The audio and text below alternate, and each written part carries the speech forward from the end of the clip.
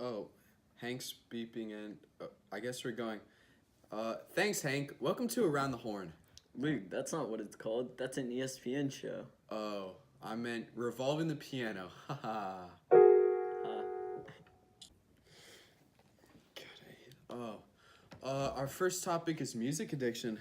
Wait, did you say music addiction? Indeed, I did. How could this be possible? We see, dude, some studies have found that music can be as addictive as drugs, caffeine, food, many more things. Okay, but how does it work? The later topics will allow you to understand.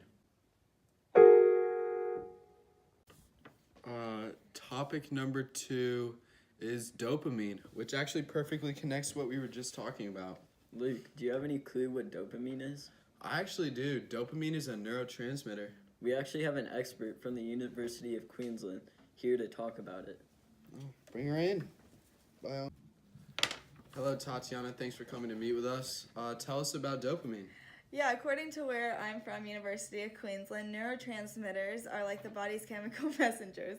They are molecules that are used by the nervous system to transmit messages between neurons or things like neurons. So for example, it tells your stomach to digest, your eyes to blink, or your heart to beat.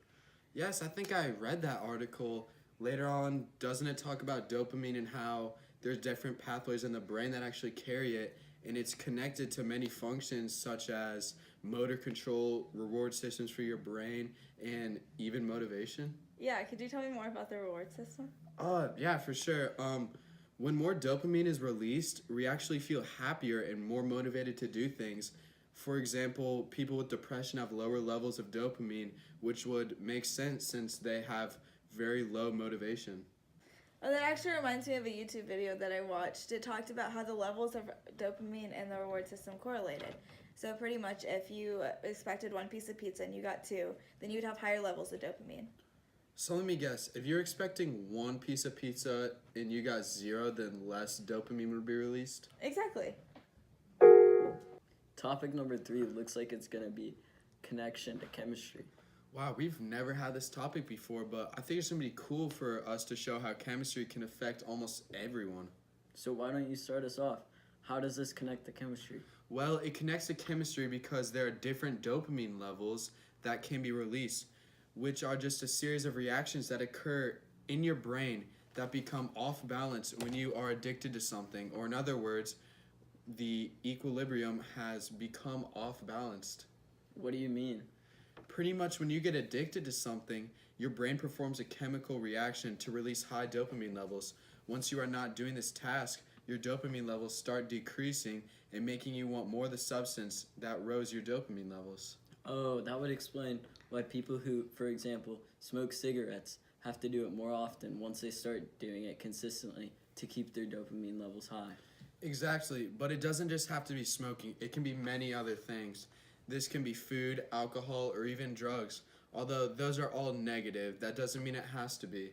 For example, one can be addicted to working out because they have made working out a habit.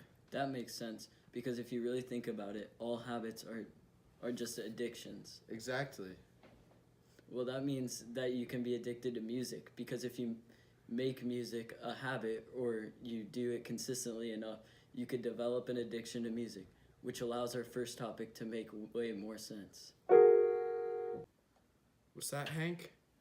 Oh, we reached the end of our show? Wow, that was fast. Let's do a short recap before we head out. So we talked about what dopamine was. Which is a chemical release in your brain that controls your motor function, reward levels, motivation, and many more.